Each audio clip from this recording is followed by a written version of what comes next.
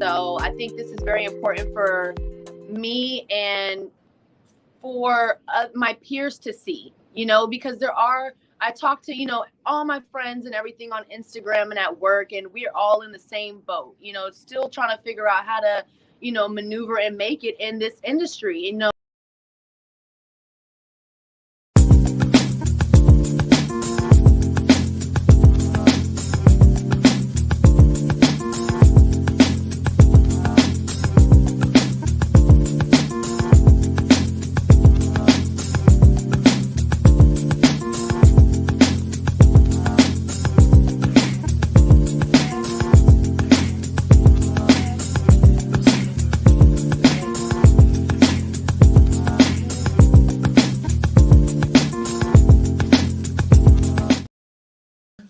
One of the things that I encourage people to do who want to be in the fashion industry, no matter what age they are, is to go work at a small store, retail store. I know it might sound like I'm not going to work in no damn store, but that's the best education. I'm not saying a store like Big Macy's, but a small store, because you get a chance to learn everything about the business. Right. I still enjoy selling. I still love to go into a store and work at a store and sell. I do. It's something about it. This is personal. It's exciting. But spend time learning the business. Mm-hmm. But also, you can, if you don't want to work in a store, get to know a person, the manager of a store. Cultivate with that person and invite that person for drinks and say, tell me about the retail climate. They can tell you so much. And that's what I mean by that community, right? So if you get a community, if you know someone at Bird Oak Goodman, spend time with that person. Talk to them about traffic flow. Why is the store set up that way? What does the buyers think of this? When is market? How important is spring to summer to fall to holiday? All those things you can learn. Mm-hmm. And that's what I mean by putting that community together, people that are right at your finger. What food for thought words do you have? I actually have 3 minutes now. I would say keep going. I met an editor who was the youngest editor to ever win an Oscar.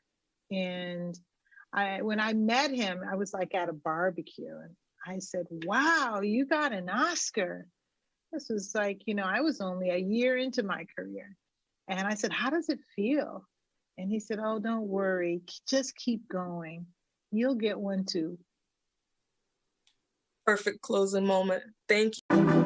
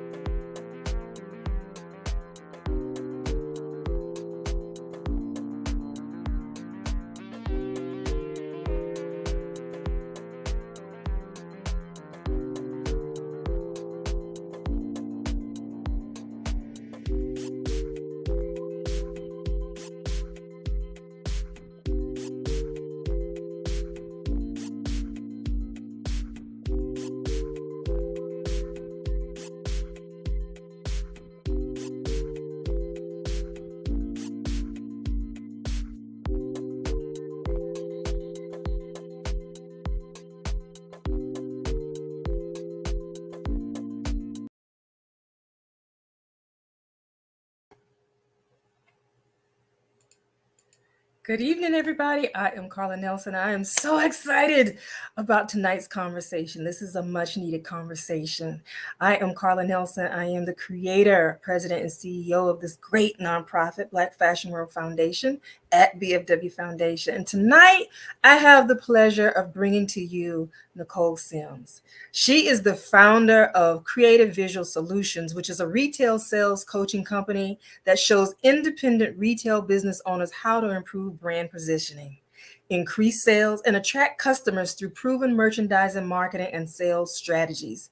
Now, throughout her career, she's had the privilege of driving results and collaborating with some of the country's best retailers, such as Ann Taylor, Forever 21, Nike, Spanx, and the North Face. She's been featured in top publications and platforms such as Bling Retail Blog, Entrepreneur, Retail Boss, Parsons School of Design, and FIT.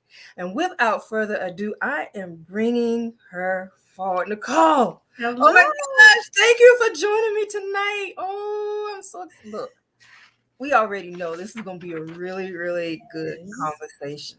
Thanks for having me, Carla. I'm so excited. Yeah, I'm just glad to have you here. I'm hoping that we can get to all of these questions. You know, this is just a snippet of what she can tell you, but I know it's going to be empowering to so many people who are watching it live and who watch the replay. If anybody, let me check one thing really quick. I know on our new platform, if there's any challenge seeing it, you can view it on YouTube. This is the first time that I am working on the platform by myself without the tech team. So let me just drop that in the chat for anybody that needs that YouTube channel. Just to make sure. And while I'm doing that, why don't we just jump right in? Talk to us about what the first step is that someone needs to take or needs to think about when they're focusing on scaling up fashion and retail brand. What's the first thing they need to think about? Well, there's actually one first thing. So that was a pretty interesting question. But what I think of, first, you want to make sure you have the right capital, because you want to make sure that you have enough to sustain you, because when it comes to scaling, that means you're going to different levels. Now, scaling can mean different things for different people. So that's why I want to make sure we're clear about, because scaling can mean, are you trying to scale to expand your current presence? Like I'm in New York, now I want to scale to Chicago, now I want to scale to Miami. Or are you scaling because you want to scale your offerings? So you're doing well what you have, but now you want to scale your offerings. You want to add more products or a different line of collection. So scaling can be two different things, but you're going to need the capital for either one. So it doesn't make a difference. You need the capital for either one. But then if you're scaling, for example, for going to different locations, let's say you want to expand your brick and mortar store, or you want to expand from online to brick and mortar, which is a lot of fashion brands are starting to do, which I highly recommend. Then you want to just make sure you're doing a lot of good marketing research and doing research about people where you are and where you want to go, and really listening to what's going on out there and seeing the trends in a particular area you're going to. Then if you want to scale your product line, you have to really make sure you're doing research in a different way, because you need to really dig deep into what your customers are saying, what they want to buy from you, what they want. Because again, you might feel, okay, you're stagnant, you're loving what you're offering, but now you want to do something more. But do your customers want what you're thinking? So you have a great lingerie line, and then you want to get into activewear. Okay, well, your customers, do they want that? And then what type of activewear do they want? So you want to make sure that you're doing a lot of soul searching with the customers, a lot of connection with them, and then getting the raw data to make those decisions. So the scaling part, the majority of it is basically doing the research, understanding where you need to go, what moves you need to make, and then make sure you have the cash flow to sustain that. And then also make sure that you have the systems in place to make sure that you have a strategy in place to make sure it happens. Yeah, and that cash flow piece, we'll that's another, that's all. I'm going to talk about that a little bit further down the road. Let's get to the juicy stuff first. So let's talk about, if we can compare and contrast in some sort of way, looking at some of the things that brands that are succeeding, some of the top brands, some of the things that they're doing that make them success, versus some of the things that brands are doing that are killers to their success. So let's take a couple of those categories. Sure. Communicating with their core values. Yeah, communicating what those core values are to their audience. that's a big one. Okay. Yeah, that's a big one because a lot of times people when they're out online, when they're on social media, we're doing the presence on social media, they're basically just talking about look at me, look at what I sell, look at my great product, but they're not really connecting who they are as a brand. And one of the things you're talking about later on, but I still want to mention it here, is that one of the things that happened during COVID and doing what things what happened is like people want more of a connection with the brand, but they want the face behind the brand. They want to know, okay, what are you about? What do you stand for? Because those are going to make more decisions. Like you have a great product. Yeah, I like it. It's a great price, but who are you? So if you're not communicating to me who you are and I can't relate to you, I might end up going to your competitor because they are. So really talking about who you are as a brand, what you stand for, so they connect with you on that level. And then what you sell and what your prices are just a cherry on top. That's good. And talk about, wow. Yeah, even with that, now with our diversity inclusion, it's kind of opened the door. So yeah, I can say it. In past time, I know some brands haven't communicated that they were Black because they were fearful that the brand might not patronize them. Yep. But now, being able to show that you are you seeing that being more helpful to them? Yes. And especially in our industry, because people are like, I want to support Black-owned businesses, but then I want to support, and you realize this wonderful brand that sells this great products is Black-owned. Is like, unfortunately, it's a nice surprise. Unfortunately, it shouldn't be, but it is a nice surprise. Yeah. So it is good to be, but again, it stands for who you are, and then that's being more authentic. People want authentic brands. So if you say I'm a Black-owned, I'm a woman-owned, Black-owned, I'm proud of it. I'm proud of what makes my brand my brand is the fact that I am Black, or I am Latina, or I am a woman. Is part of the brand identity. That's actually going to make you connect to more people and actually make you more attractive. That's the people who are still kind of hiding behind, not afraid to show who they are. So it's definitely a big seller right now. It should always been that way, but to your point, now it's more open. People are more open to it, and they're more attracted to it that's when you stand on top of that as a platform. Yeah.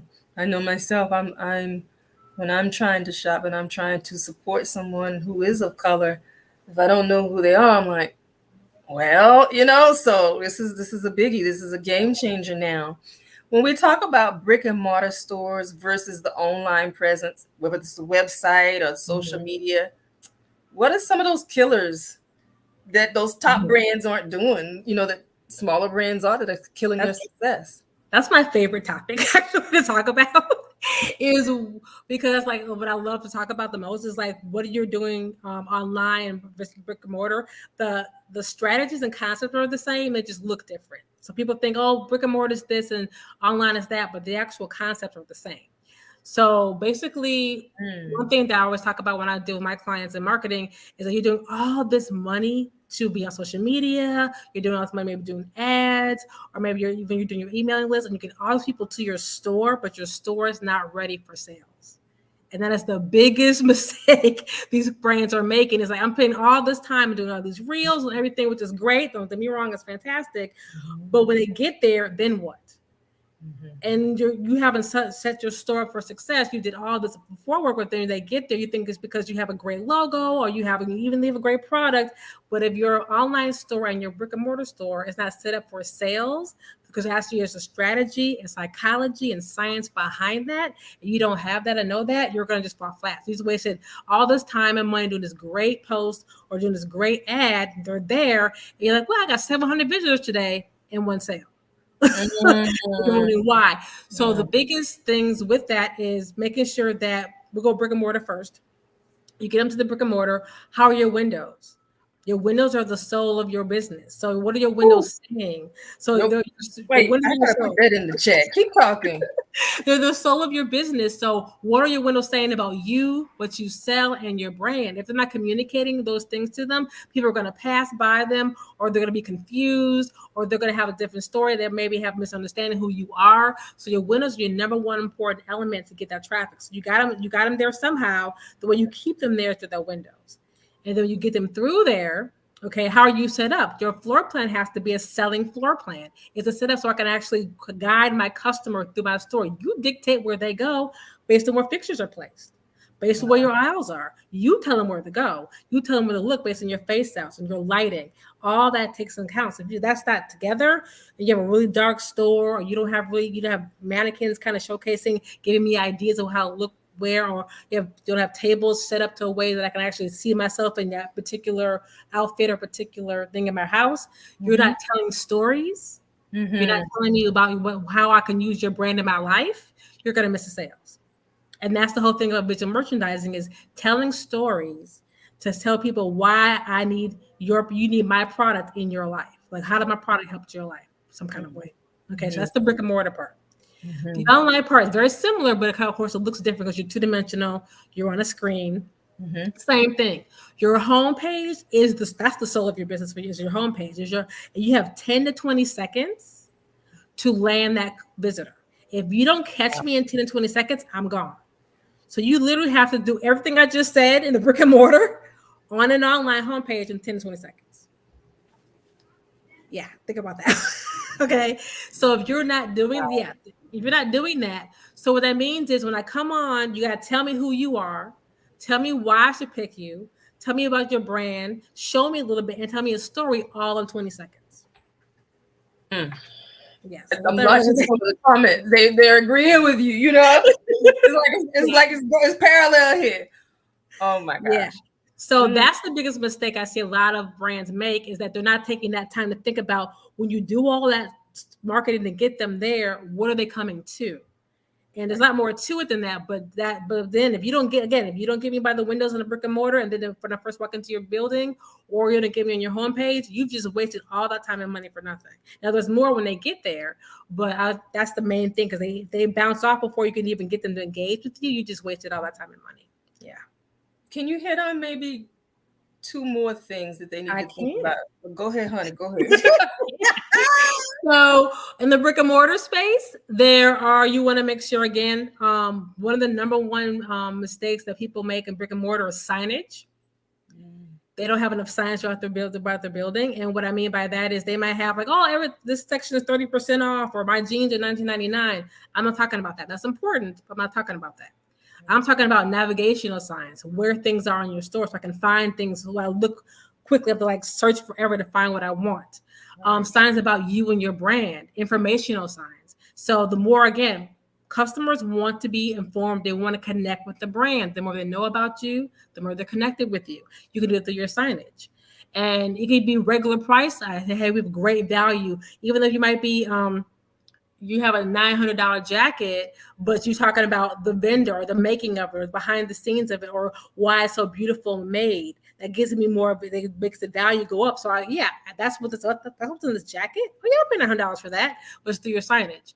And one stat I like to tell people is that a signed fixture and a signed rack sells 30% more than when it's not signed.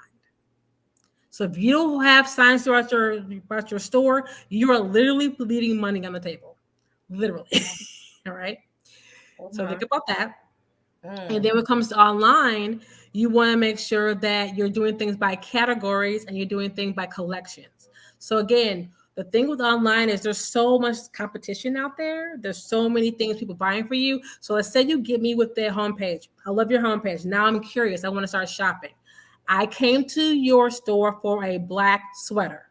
They'll make me go through 15 different things to find a black sweater. If I want to find black sweater, I don't want to go through apparel, then shirts, then tops. Then I want to go to sweaters or tops, then sweaters, and then find my black sweater. So when you do things by collection or category, you're grouping things so people can find things easier and faster. So you less friction. So when you're doing your online stores, guys, think about friction. The less friction you have, the more I'm like feeling this when I'm walking your store, the more I'm going to stay on your store. If I have to say, okay, I want to find a black sweater. Okay, I go to apparel.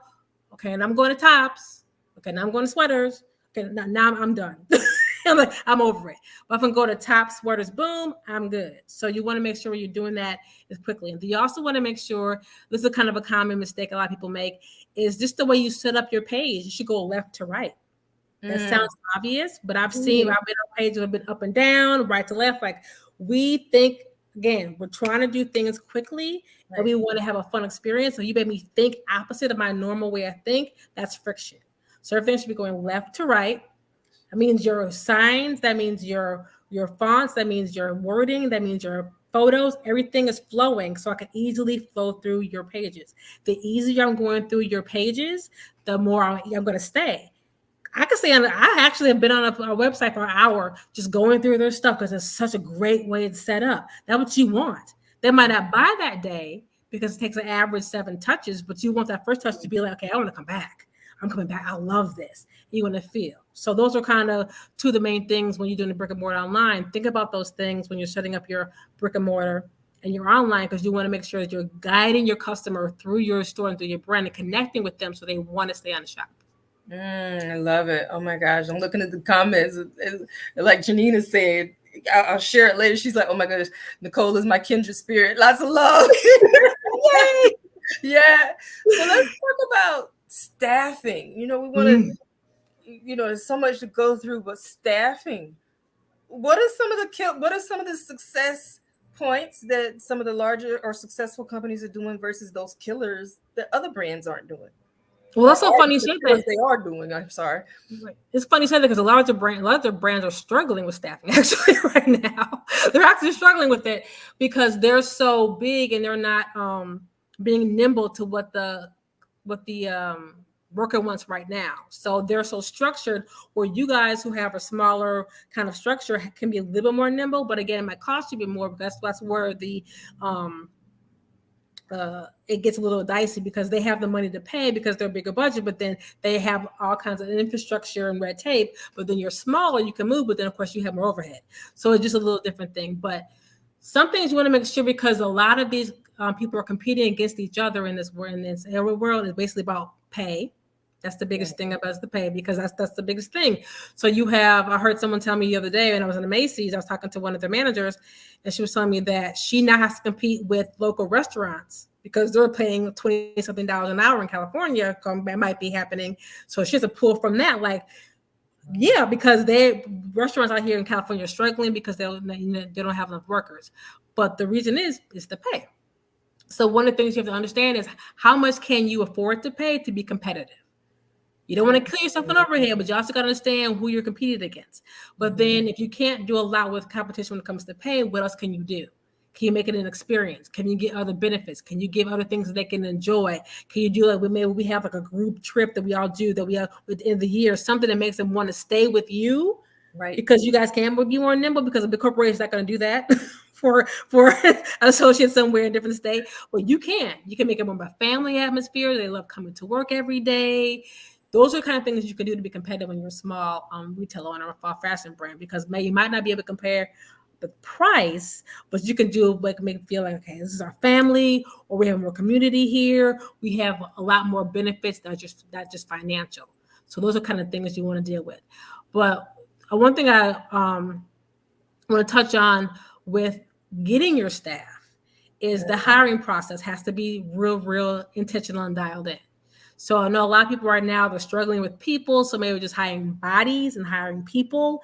I know it's tempting to do that. We did it when I was on my larger brands I worked for. We did it at Ann Taylor. We did it with Nike Sports Authority. We've all done it. So we're all guilty because we need that body, right? Yeah. But when you're a small retailer, you really can't afford that, because that one bad experience with a customer can break your brand from years on out, because they're like, okay, I went to that one beautiful boutique. They had great clothing, but their sales associates were not knowledgeable. They were rude, whatever. You don't want that. So you want to do a little bit more due diligence on the front end and really sit down and do your interview process intentionally. So you want to make sure, real quickly, that when you're doing your interviews, that they, one, fit your brand.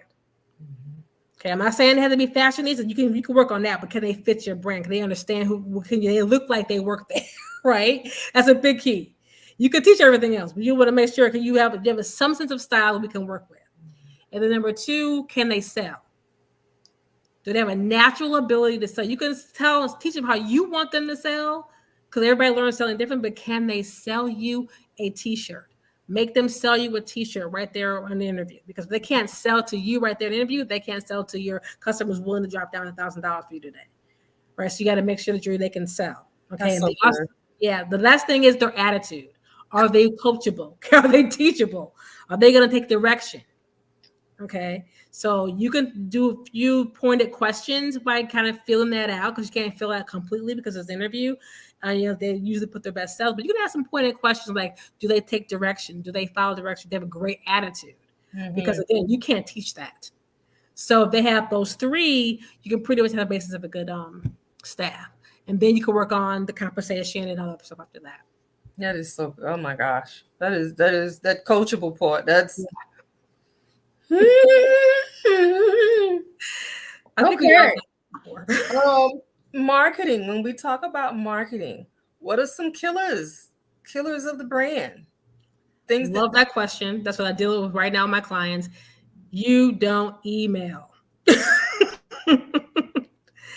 The number one killer is not emailing and having an email list. And I'll say it again. Social media is great, but the number one ROI on marketing dollars is email, not social media. You have to have social media presence because people will know you by your brand, but you want to make some money and you want to have a group of people that you want to have that you can actually connect with, you got to have an email list. And so they're not creating funnels from their social media and getting them from being followers to being on an email list. That's the number one killer. Because those big brands are doing it. Because I have 1,000 emails right now on my phone from all the brands that I follow, and they're still doing it to this day. And I get like some give me 2 or 3 a day, talking about the same sale in a different way, right? Yeah, because you might miss the first one. Right. So they're doing it. If they're doing it, you need to be doing it. So I tell my clients that all the time, like, I love your social media. That's great. Because they're wondering, well, I have a great following and I'm in tens of thousands of followers, but I'm not converting them. Because some people do make money in social media. Don't get me wrong. I'm not dogging social media, but I'm just saying that the beauty of email is that it's your list. Yeah. If Mark wants to shut down Instagram tomorrow, you still have a list. It doesn't make a difference. He does. If TikTok has an issue going on, TikTok goes down, you have a list. It doesn't matter. They're still yours. So, and then you can say what you want. For the most part, you can really connect with them. You can do some really, really well, get some great feedback, get some great deals with them, really have a tribe for your email list.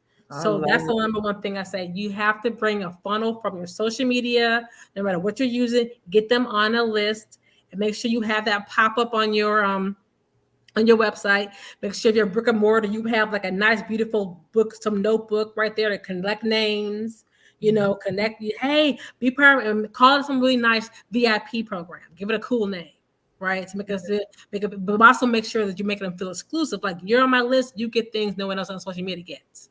Make them exclusive. And that's perfect. Segueing into that customer service piece. Go ahead, run with it. Run with it, Nichole. Yes, customer service. It's gone way beyond just customer service. It's customer experience. How am I experiencing you and your brand? That's the huge thing in retail right now. And if you're a fashion brand, one thing again, you are a fashion brand, but you are selling your product through the channel of retail. So you have a retail business. So make sure you understand that. So it's all about customer experience. It's like, how do I feel? How are you making customers feel with you? And I don't want to just go shopping. I want to have an experience with you. Shopping's outrageous. Shopping's over. All right. I can shop anywhere, but if I can go to have experience with you, and that can mean anything from special events, that can mean for special discounts, that can mean close the store for 2 hours in the morning. They have light refreshments for you, a trunk sale, a special showcase showing, a special fashion show, whatever it is to make me feel like I'm special to you as a brand is an experience. And of course, your customer service has to be top notch. And customer service doesn't mean everything goes well either. Good customer service is how you actually handle when things go wrong. That's good customer service. That's one thing I've learned as well, is that how you handle when something goes wrong sometimes makes a better impression than when something goes right. Because something goes right, okay, this is a great experience, I'm gone. But you overcharged me, or my thing was damaged when it came in, or I don't like it, it doesn't fit, and it's past my 30 days. How you handle all of that would actually make a better customer service to your customer than something good. So think about all of that. So you have to have standards. Don't get me wrong. You have to have, boundaries. But how do you work within those boundaries, and where you can kind of flex a little bit to make the customer feel good? And then say, I can't give you your money back, but I can upgrade you to this and do that. So when they walk away in the day, they've gotten something good that they're appreciative of, and they feel good, and you still protect your gross margin at the end of the day. So it's all about making every win-win situations. This is so good. And talking about that customer service, let's talk about the shipping and the pricing of that, and how, if you're shipping or if you're even in the store, how that packaging makes a difference when it arrives. And I asked this because I know we have down shipping and pricing, but I had someone say to me, the person said, I was trying to patronize a Black brand, but when I got my package, I thought, oh. It's all about branding. Yeah, because your sale is not over until they open their package and they're happy with it. That's when the sale is over. And that's actually not even after that, because there's follow-up after that, but you have to go through the steps. And so a lot of people hear packaging and you think, oh, I gotta spend all this money, so something beautiful and elaborate. No, you don't. It has to be clean, has to be neat, pulled together. I had somebody I bought from a local Black-owned bakery yesterday. She met me after church. Beautiful black bag, satin ribbon, all in a nice little container, very nice. It was very inexpensive, but it looked really nice and really high end when she gave it to me. And like, it was a nice black bag with a satin ribbon and just tied in a bow and just like a thank you. It would be like a thank you card. Right. That was it. But it made her brand look so much elevated, and it's her own shop, and it made her feel, oh, this is really nice. Right. It didn't cost her a lot of money, but the way she put it all together and the fact that it was very clean and very elegant looking made me feel appreciative as a customer. So I'm not saying you have to spend a ton of money on your packaging, but it has to look right. And then when you're packaging something, if you can't get tissue paper, is cheap. You can go to Walmart and get tissue paper for like 99 cents for a whole package. Get the nice tissue paper, get some color tape, real cheap, and make it really clean and fold it real nice, put it in a package, and then just give it to them and ship it out, right? So when you get more money or you get higher in your sales, you can spend more money on packaging. But to your point, when I have a great experience with you on social media, I love your emails. I love going to your online store. I love, your product. I get it home and I see this, it's a brown paper thing and it's like just thrown together. That ruined the entire experience for me. What comes in is like, oh, this is right. It doesn't have to be nice little stickers. You make stickers on your computer, cute little stickers with your name on it. Or maybe a QR code or something like that. Really cute. Thank you for your purchase. Anything that's really nice really accentuates all that. And again, once you make more money, you can go into a little more extravagant, but it does make a difference because it really, again, talk about branding. Yeah. That's part of your brand. And it can ruin your whole brand image if you just stop it right. So, I have a beautiful website, I have beautiful images, but then when you get home, it's like, oh, you have that feeling again and you're disappointed in your brand. So you don't want that. Inventory management. What are some of the killers? What are some of the successful brands doing to manage their inventory versus some of the killers to success in managing inventory or faulty management of inventory? Well, what does that look like? Yeah, so hopefully you have a good inventory system already in place in your store. So you have something that's a really good system that shows you what's going through, what's going in. And one of the things that I've talked to a lot of clients in the past, like when I mentioned inventory turn, I get this deer in headlights look, like what's inventory turn? Okay. So inventory turn is basically, it's just a number in retail, how fast you're turning your inventory. And some people are like, well, of course I want to turn it really, really fast. And it's like, not necessarily, because if you turn it too fast and you don't have enough to fill it in, then you have out of stocks, which means you have upset customers. And of course, the opposite, but most people understand is when you turn it too slow, you have too much inventory at the end of the day. So you want to have a great budget. And you want to understand what that budget is. You want to understand what your gross margin is going to be to give you the profit that you need when you're buying. So you want to stick to that budget. Have maybe a little bit of a buffer on top in case you go somewhere and you see something that's a great thing. You know your customers will love it. And if you don't get it now, it's going to be gone. Okay, you have that. But you want to have a budget and stick to it. Yeah. And then you want to make sure that you're actually understanding how it's turning. So if you buy a dog, it all happens to everybody, you understand how to liquidate out of it quickly. So it's eat up your revenue. Doesn't eat up the fact that you can get something else and you can replace it with. So you want to manage it that way. You want to make sure that you're also looking at the trends, but you're not so hung up on trends, but more what your customers want. Because if it's a trend, customers don't want it, they're not going to buy it. I don't care how much is trendy, I don't what's going top 10 trends or whatever. If your core customer doesn't care about those type of trends, it's not what they're there for you for, they're not going to buy, it's going to sit there. So one easy way, best way to understand how to manage your inventory is know what your customers are going to buy. Now, sometimes you don't always, sometimes it goes back and forth. That's why you have that buffer. You do have sometimes have to liquidate. Happens to everybody. But we have a really, that's where the connection comes in. That's where that feedback comes in. That's where that understanding, having that tribe mentality, because the tribes are going to tell you what they want. You have an email, you can actually ask them more questions and survey. They'll tell you what they want. And that's what the big brands are doing. The successful retail brands are now, they're making products based on what their customers want. Right. So the customers, like what happened with Minted, with Minted, they were either one of the first, they're Black people owned, one of the first brands to actually create a new lipstick for Black women. They're one of the first companies ever to do it. So they created it. And then a lot of the customers like, this is great. I want makeup. Right? They're like, I love your lips. They have lips. They only have lipstick, lip gloss, and nail polish. That was it for our skin tone, which is I am a customer and I love it. But then they're like, we want some makeup, because if you can skin shade our lips, you can skin shade our skin. They're like, you're right. So they have a makeup line now, right? So, Right. but they only expanded to now they have a full makeup line because the customers told them we want makeup. We want something else. So, and now they expanded. So, and of course they're going to sell it. So if you start making products based on what you think people want or what you want your brand to do, you might be in danger of having inventory you're sitting on. So great inventory management is knowing what your customers really want. So you're buying things that they're going to buy. Amazing. If anyone has any questions, I know that there's a delay with the broadcast, so go ahead and put them in. And once we come to them, I will present them to Nichole so we can talk about them. Let's talk about some of the necessary tools, which you've already talked about, the inventory system. What are some other necessary tools that brands need? Well, we say scale up, but just in general, which will help them scale up the brand? Well, you definitely never need a good accounting system, because you mentioned before, but we kind of mentioned a little bit about the KPIs and about understanding the metrics. Because if you can't read the reports or the metrics, you don't know what decisions to make. Right. So in order for you to scale, even like you said, to just run a regular retail fashion business, you need to have a good accounting system and good spreadsheets that goes through and tells you all of your different KPIs so you can make decisions. So it tells you, okay, if you know that your average cost per click when you're doing advertising is too high, you need to adjust there. Or you know that it's actually too low, you can actually spend more. You know what, you're heavier on this particular part. You know what, I have a lot of money in this budget. I could take it over here and move my advertising dollars and use it more effectively. So you need those reports and those reports that kind of tell you what decisions to make.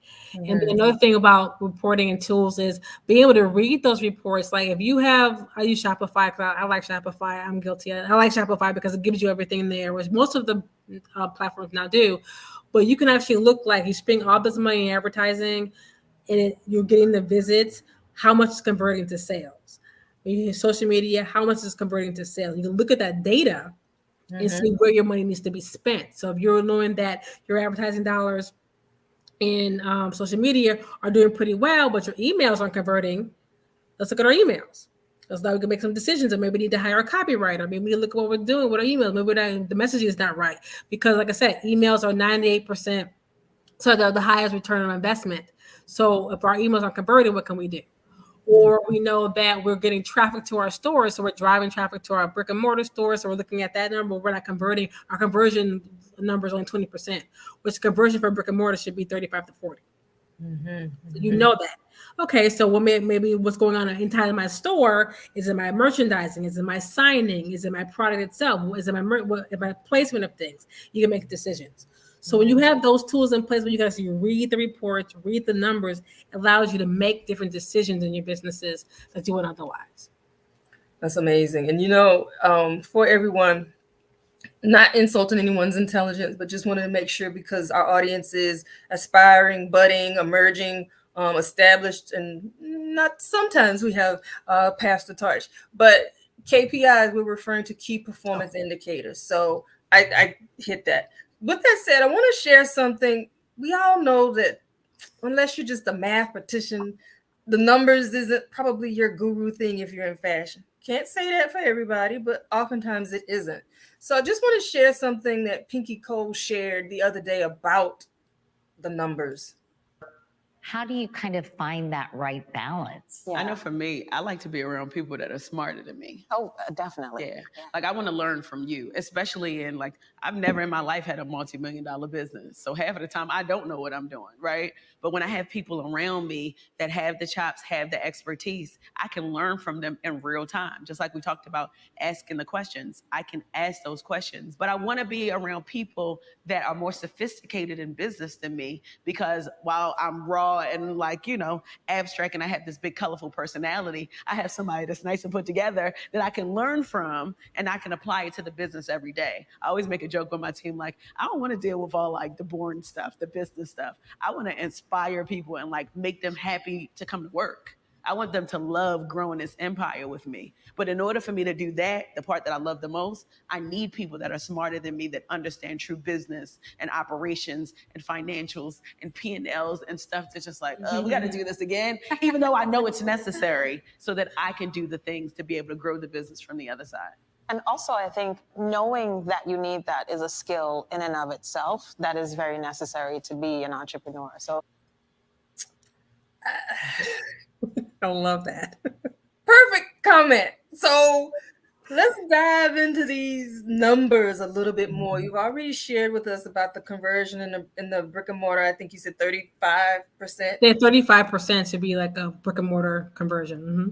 What are some of the other numbers, healthy numbers that people, I mean, I know there's a lot of them, but well, you know, let's take a few minutes and share some of those numbers, because this is where the rubber meets the road. Mm-hmm. Yeah, especially like I said, you're running a retail business at the end of the day. So these are the key indicators that we use when I worked at all my corporations in the past. One of them is UPT, which is unit per transaction. So that's how many items per sale that you have. And why that's important is because you want to have a healthy number of items being sold, because I almost guarantee that you're going to have a good gross margin at the end of the day. You'll make sure that you're making your gross margin, that you're making your profit. And it's also great to have a nice round number of 3. So the number that the retail industry uses is 3. So you will engage to see how many units you're selling. So if you're selling 2.5 per sale, you're pretty good, right? You know that you can, that there's ways to grow. Well, if you know you're selling 1 item or 1.2 items per sale, that means they're just finding you for one thing and not really seeing you as the answer for their needs. So you want to make sure that they're doing that. The next thing is ADS, which is average dollar per sale.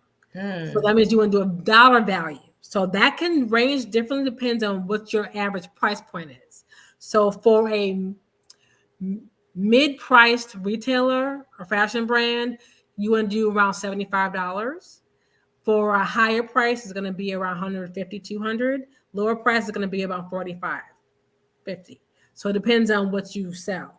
But once you know that, if you know it's the average sale that you do is $25, you're not really selling. You need to really mark up, make sure that you're making really compelling things that people are showing, that if you sell accessories, they're buying the accessories. You're selling 2-piece suits, you're buying the entire suit together. They're buying the shirt that goes with it, they're buying the belt. But you're making it so you're showing outfits, whether it's your brick and mortar, you're showing it on mannequins, you're showing it in the collection, you're showing it on your fixtures. So they see it together, they want it together. And then when you're online, you're showing it in your photos, or you're showing it on your pages, things together. And then hopefully you also might like on the bottom of those sales pages. So when they click on to buy the blazer, but they're seeing 5 other things you sell in different categories. So they know everything you sell, which is one of those other key secrets to raising your sales up, is because I came for you for a blazer. I didn't know you sold hats and shoes, but you had it on my blazer page. Now I'm going to the hats and shoes page. Now I'm on there longer and I'm going to buy more. I'm raising your UPT and raising your ADS. Really, really key. And then you have your, you have to talk about the inventory turn. So the number that you want for that also depends on what you sell. So you want to be careful about that, because if you're a luxury brand, your inventory turn will be lower than someone who sells medium, because it's a higher price. So you don't care if you sell a $900 jacket once in a couple of weeks because it's $900. But if your average price point is $45, you need to start selling at least 2 or 3 things a week of that. So it's a little different, but you do want to look at what your price points are, and then have your turn percentage be that way. And then you also want to look at, again, I'm big on marketing, your email click rate. It's very, very important, because again, you want to look at how people you're sending your emails out. Are they actually clicking it? And if they're clicking it, and obviously they're clicking to open, are they going back to your site? Because obviously you should have something in the email that clicks back to your website. So are they doing that? So they're clicking and open, that you open right, and then you click where they're clicking to your actual your page, your website. So a good healthy rate's 45% and higher. So if you notice that you have 20%, then maybe it's going with your headlines, maybe it's going with your actual copy. And you can make those tweaks. Like, okay, maybe I need to get somebody to help me copyright, or you can research, hey, I need some help to how to do some great catchy headlines to get it open, and then it has somebody help me with my copy to make sure that it's saying. So the copy, for those who don't know, is just the wording of your email, the wording of your social is your copy. That's what they call it. And do that. So those are key indicators, a lot more, but those are key ones right now that any brand could use right now to really indicate if you're making your messages are okay. Also, your direct, you hopefully have a Google business account, because they have great information on there as well. They'll tell you how many people are actually finding you organically. So they have a direct line. So how many people are actually finding you directly? That means your Google searches, are they working? If you're not having, maybe you only have 5 people find you this week and maybe 2 next week, if people aren't finding you organically, what can you do to improve your CEO, which is just search engine optimization? How can they find you organically? Because the best way people can find you is organically, because it's free. And if they find you for free and they like what you say, they come back and they tell other people. That's organic reach, organic marketing. So those are some key indicators and some key KPIs you guys can use to really see how healthy your business is. Okay, see, y'all need to go back and listen to this a couple of times, because I know I am. I'm going to take a few questions for the sake of time. Okay. It's 7:43. This question came in: how do you get clients, small and corporate clients? In terms of what are you selling? Okay, Janine, put in, what do you sell? I think I saw another question for her. Okay, so while she's putting that answer in, let me go to next question. What do you think is the best way to market and sell to men specifically?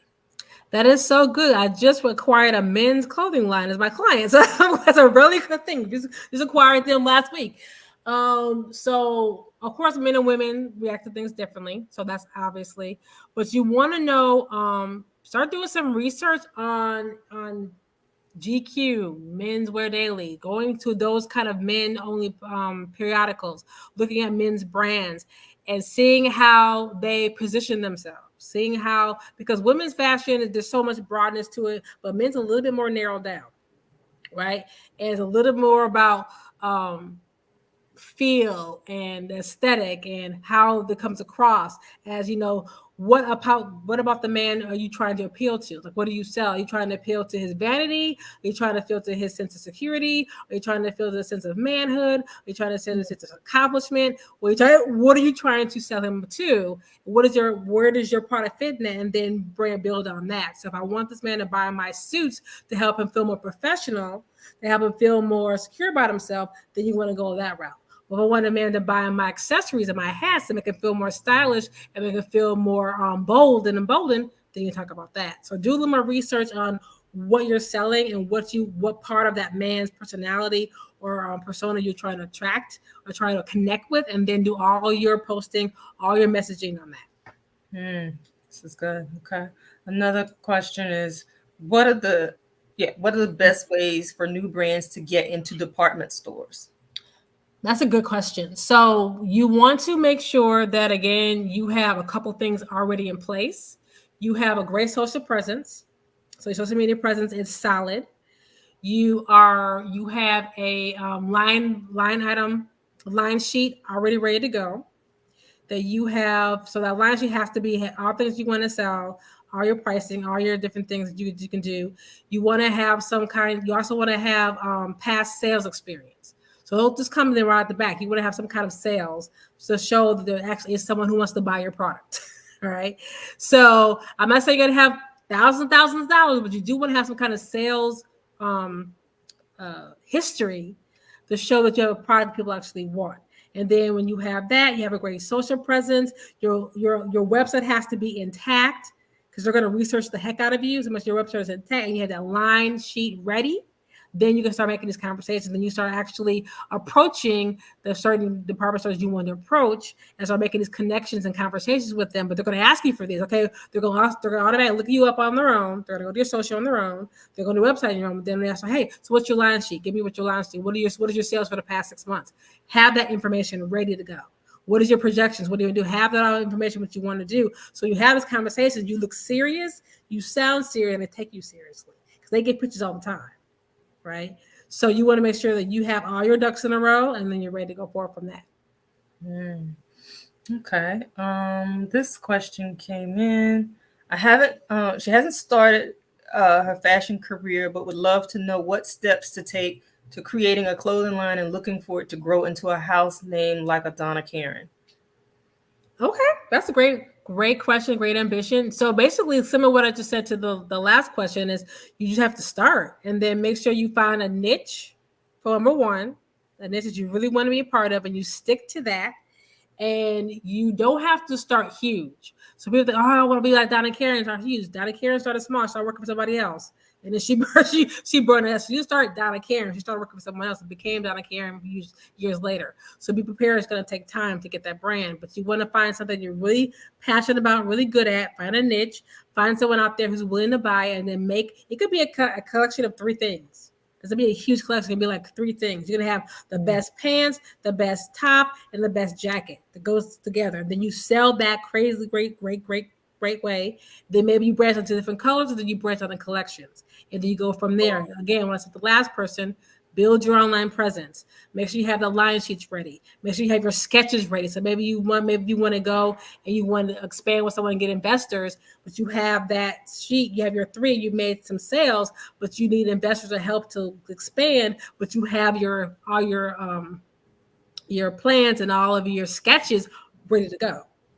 So the more prepared you are in the beginning and you're showing some traction, you'll go a long way. But again, it's going to take some time to prepare for that. You might have to go different routes, but you can do it. You just got to make sure that you're prepared and you do the front work ahead of time. So when you're ready for the next big step, they take you seriously. So this question, I think what is being asked is, this individual has 30 plus years in the industry, primarily in luxury, buyer management, merchandising, and is interested in offering coaching and consulting with larger brands. I think I'm understanding this correctly. What suggestions do you offer to this individual about offering coaching and consulting services? I love that because I'm doing the same thing. I'm trying to branch out and do the same thing. So we're on the same track. Well, that was what she said. Yeah, we're on the same track. So what I've been doing to get into that again, pick your brand size. It depends on what you're actually consulting on. So there's a lot of different tiers out there. Because we think about big brands, there's a lot of medium-sized brands. That's what I'm kind of focusing on, to be honest. There are $20 million brands. There are $20 million brands, $10 million brands that might not be heard of everywhere else, but they're still making some great money. They're still great. They have 5 or 6 stores. They've expanded. They need consulting help. Because they're not as big as the bigger ones, 500, but they're not small either. So what I'm doing is you have to, if hopefully you're on LinkedIn and you are using those connections, you're using those ways of getting with the people of finding, because LinkedIn is a great place to find those decision makers. That's what I'm doing. I'm finding the decision makers. First, I'm looking at the size that I want, the fashion or the type of niche that I want. And then I'm going on LinkedIn, I'm connecting with people, I'm trying to make connections with that, and then talk about my services like that way. So yeah, it's gonna be a long game because these people are busy and you don't just, they get probably push a lot of ways. But if you really have a really unique service you can offer them, then you definitely want to make sure you do the connection, and then you want to make sure you're talking about your expertise on LinkedIn. Another big thing is your posts have to talk about what you're good at.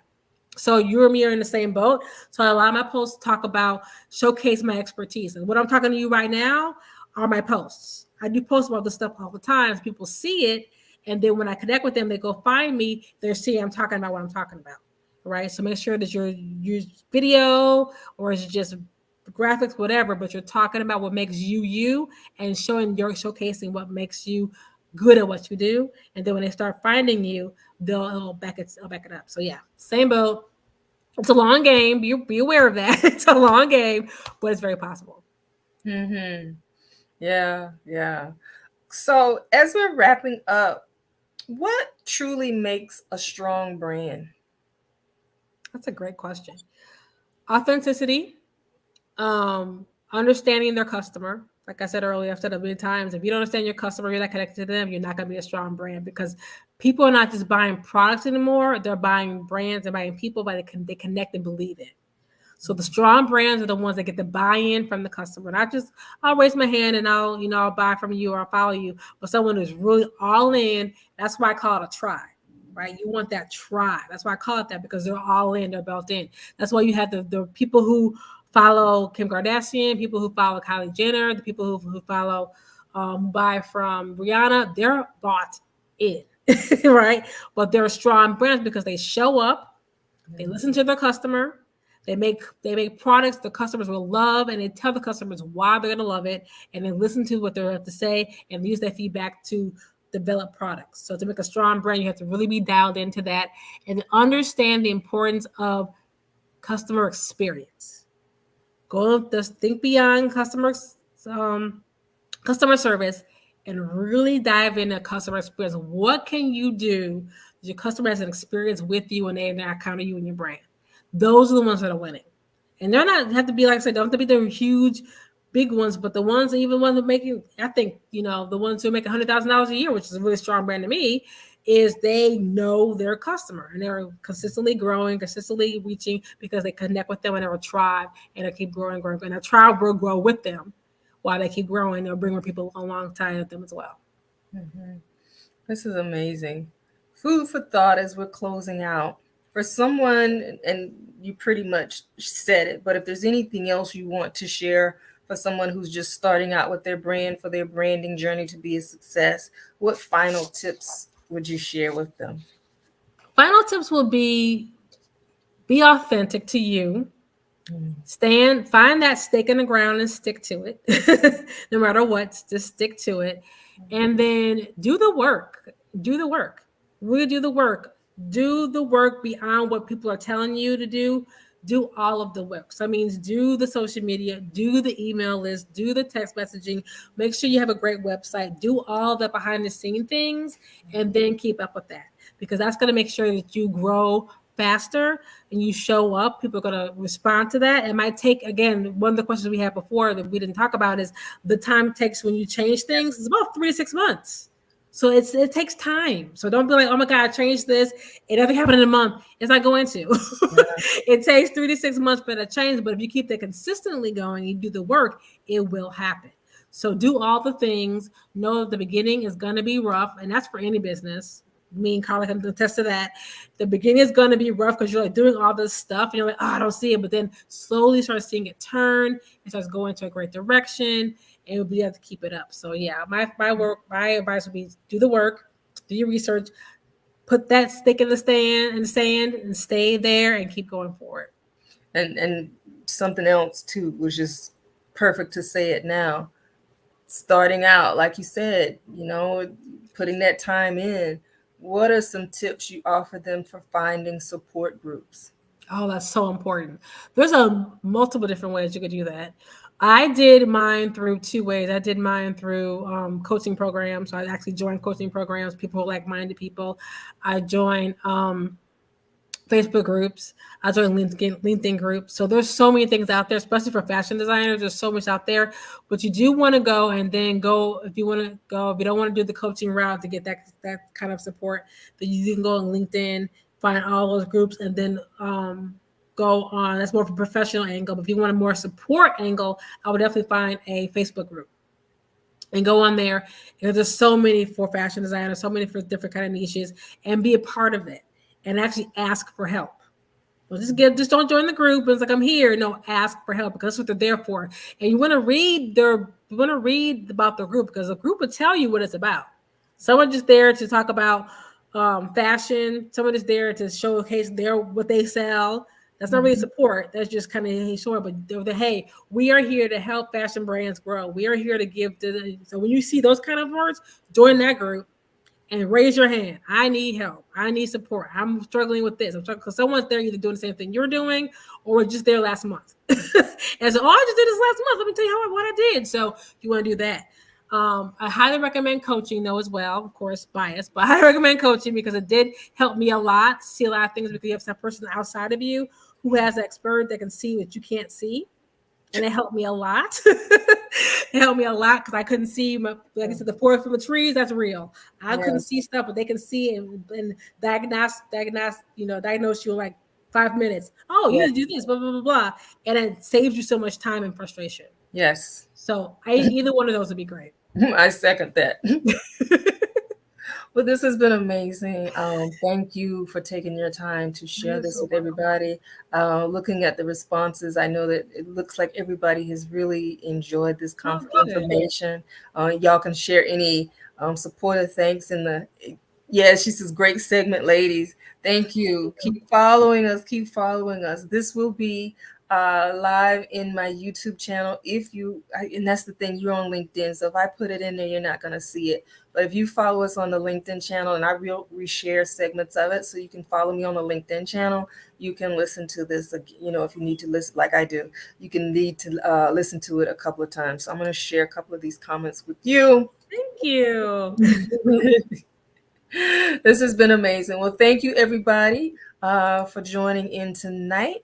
And like I said, share it with someone else. Sharing is caring, so they can be empowered too. And you all have a good night. I do want to let you know of the next 2 upcoming segments that I have going on. Monday night at 7 p.m., I will be hosting a segment talking about career planning and salary, a really deep dive into salary so you can know how to negotiate your salary. And then on Wednesday, the 10th, I will actually replay the documentary on the Battle of Versailles 73, which is a monumental time in fashion. This year in November will be the 50th anniversary. So I'm replaying that. I'm going to live stream it. I invite you to join me.